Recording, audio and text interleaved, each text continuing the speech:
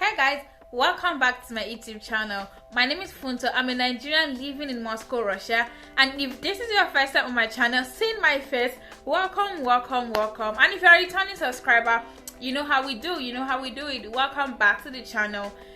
And in today's episode, in today's video, in today's whatever rant, I'll be debunking the myth and addressing the facts about studying here in Russia.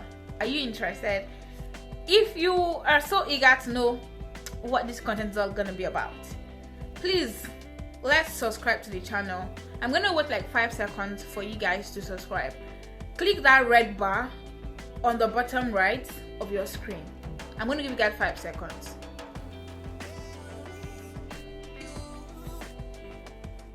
I hope you guys have done that already. Thank you so much. In today's video, like I said, we'll be talking about the myths and the facts about studying here in Russia. I'm going to be looking down into my paper. Actually. I'm going to be looking at my paper to talk about points that I've written down. I think the first one I would address is language barrier. There's this misconception, maybe myth, that if you don't know how to speak Russian, you cannot study in Russia. I think that needs to be deadened. I think in this 21st century, you should know better than someone telling you that if you don't study, if you don't know how to speak a particular local language, you cannot study in that country. I've been in Russia for 2 years, and I did not know a bit of Russian when I came here. Not like I know right now, but I mean, as you relate to people, your friends on every other day, you pick one word, and then you get to join everything together. That is a lie. You don't necessarily have to be able to speak Russian before you come and study in Russia. The second one that I've seen most frequently on Twitter is that we that were studying in Russia, we don't have freedom of speech or freedom of expression. I think that is a lie. See, I'm not even thinking, this is the fact, it is a lie. I can go on Twitter to talk about anything. And it's not that if you say something bad about the government, I'm not going to go after you. And I think it's just like that in every other country. You cannot speak bad of the government. If you're in Nigeria and you're particular about the fact that freedom of speech is infringed upon, I think you should look at your country first before you come and start throwing stones. You can talk anywhere, you can talk anyhow, but mind your tongue. Because another thing I would address is students in Russia or international students in Russia do not have social life. They play. They play. I think you need to come and meet international students here in Russia. Like the way they live their life, you would think that is what they came here to do. You think that they don't have feelings, like they don't have priorities. And I know, personally, I know friends, I have people that go to club on Monday evening and they still have class on Tuesday.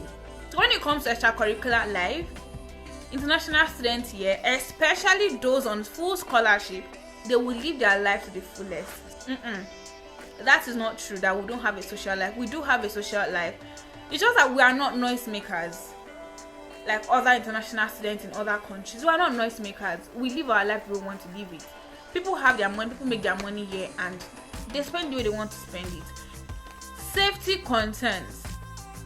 I got an email this morning from a subscriber, and then he said, he said, how did he put that email? And also he got an admission to Russia, and then he's concerned because his family members are telling him not to come to Russia because of the insecurity in the country, the way things are. And I think it's necessary for us to separate safety from fear. If it is not safe here in Russia, trust me, a lot of people would have gone back to their country. I for one would have gone back to Nigeria if it wasn't safe here. And I can categorically say that I would rather stay in Russia than go back to Nigeria when it comes to security reasons, security issues.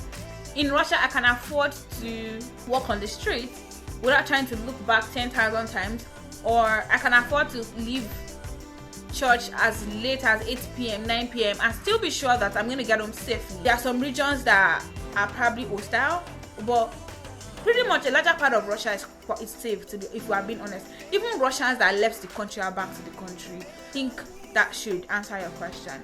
It is safe, right? At the moment that I'm filming this video, it is safe in Russia, and I will take Russia over Nigeria or over USA right now. Culture shock. I don't think there's really so much of a big deal with the culture in Russia. I think the basic, or remove your sandal by the door before you enter my house, or you are going to someone's house and the first thing they're offering you is a cup of tea. It's not so much of a big deal. Culture shock is not so much of a big deal in Russia. It's just the basic things. And I think one thing that would probably piss you off, or two things that would literally piss you off, is the fact that people stare at you a lot. And it gets to me. I get angry, literally angry. Like literally have to complain in my local dialect, which is Yoruba. Like, why are people staring at me? Or you see people doing PDA in public. I think that's also something that was a bit of shocking to me. Like at the metro, in the bus station. Come on, kilo shele. Like those are like basic culture shocks, and the fact that they don't smile. Their faces are always very.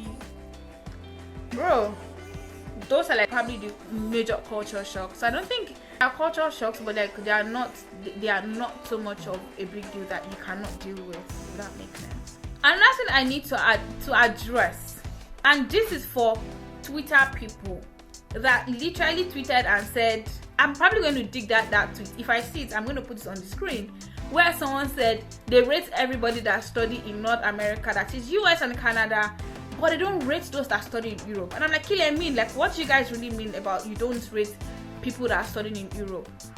If it's this, come and study in Europe. Come first and come and study. Because what do you guys mean by you don't rate people that study in Eastern Europe? If I tell you what I went through in 2 years, you understand better that it took in this country.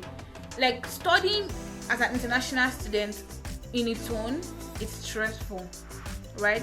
Then not studying in my school as an international student is not stressful. So I think we should deaden the fact that people that study in Eastern Europe or Europe as a continent are not serious people. We are very much of a serious set of people, and I think that needs to stop. Another point I need to address is that it's expensive to study in Russia. Says who? Like, who is giving you people all this fabu, if that's what they call it? Like, what do you get all this drama? It's very affordable to study in Russia, and categorically, if I run a survey on the amount of people paying tuition fee in Russia, and I don't think for international students, I don't think we have up to 30% paying tuition. I don't think we have up to that, because for my class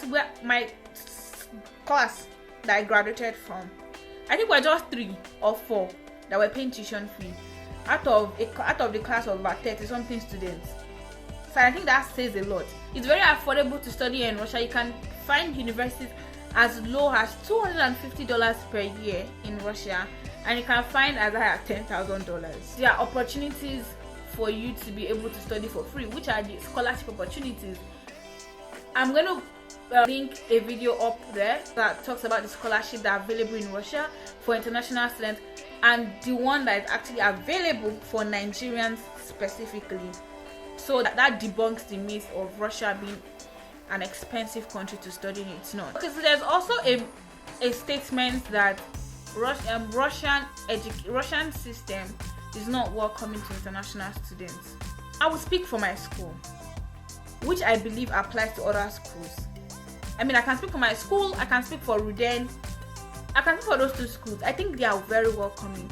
My school, for instance, has a buddy system which has been set up by the university to welcome students into the country for the first time. When you're coming to Russia, you have people come welcome you at the airport, people take you around to the school, people put you through what you have to do, help you settle in your hostel. I think they are welcoming. Russians are welcoming, and for the first year of my academics here in Russia, I was privileged to stay with Russians, and they were the best set of people I've ever lived with. I mean, international students I've ever lived with. I've lived with a Ghanaian, and it was a no for me. You see the Russians, these ones are like icing on top of the cake. You know that cherry thing they used to put on top of the cake? Yes, these are like, they are very welcoming, and the school system also welcomes international students. So I think that is a zero also, that they are not welcoming. They are very much welcoming. Employment. I think for employment, they said it's not easy to get a job in Russia. That's true. That is absolutely true. Like there's no even need to explain or sugarcoat anything. If I tell you that there's a job here, I'm just lying. I just want to drag you into the country. But there's no job, if we are being honest, and there's no job if there's no job. There's no need for like an extra explanation on, oh, I did that. There are two main jobs for you to do in this country as an international student. Either you teach English or you teach English. Period. And that's on. It comes with recommendation. So, and then there's also always this clause of, oh, you have to be able to speak Russian. That's for employment. So it's actually true. It's pretty difficult to get job here in Russia. There are limited courses to study in Russia. Wait, what? That's not true. The courses to study in Russia are not limited. Russia has over 100 schools, and you think study programs will be limited? How about now? You see, sometimes I hear some course and I'm like, oh, so this kind of course exists. That is how diverse the study program in Russia is. You can study in English, you can study in Russian language. So saying there are limited programs is not true. Okay, yeah, pretty much it. I think that is literally all for debunking myths about studying in Russia as an international student. And I think with this video you are able to understand for yourself that some things you need to like do your proper research before you make your conclusion. It's safe to study here in Russia. It's affordable to study here in Russia. You can study in Russia without the knowledge of Russian language.